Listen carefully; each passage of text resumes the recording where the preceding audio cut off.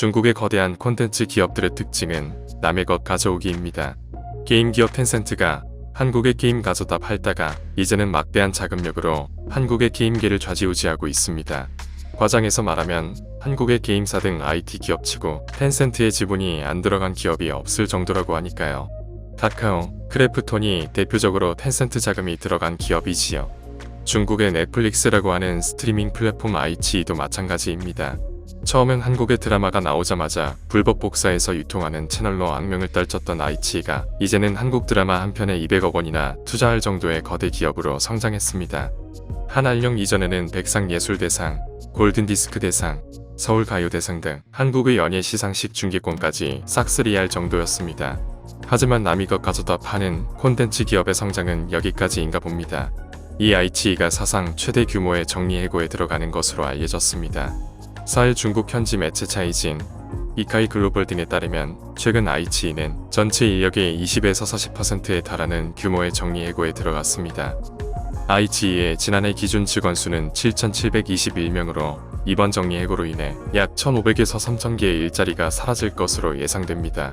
현지 매체들은 역사상 최대 규모의 해고라고 평가했습니다. 보도에 따르면 iQIYI는 부진한 실적을 이어오고 있었습니다. iQIYI의 지난 3분기 매출은 76억 위안을 기록하며 전년 동기 대비 약 6% 증가했지만 순손실은 17억 위안을 기록했습니다.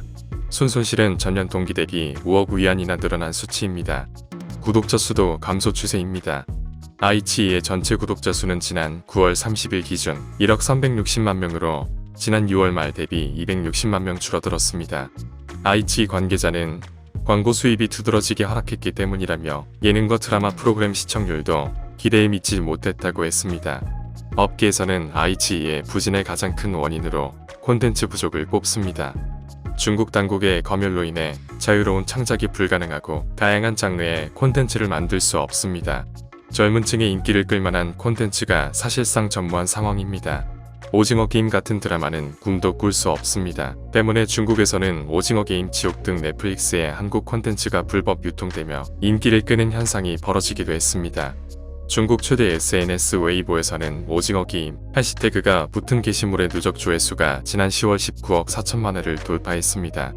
그럼에도 iQIYI 측은 오징어 게임 같은 작품은 절대 중국에서 만들어지지 않을 것이라며 한국 콘텐츠를 깎아내린 바 있습니다. 앞서 iQIYI 관계자는 중국 매체와의 인터뷰에서 인간 본성의 어두운 면을 특별히 부각하는 이런 종류의 어두운 주제의 작품은 결코 중국에서 만들어지지 않을 것이라고 강조했습니다. 현재 방영 중인 tvN 지리산의 해외 방영권도 iQIYI 것입니다. 지난해 중국을 제외한 해외에서의 지리산 방영권을 200여억 원을 주고 사들였는데요.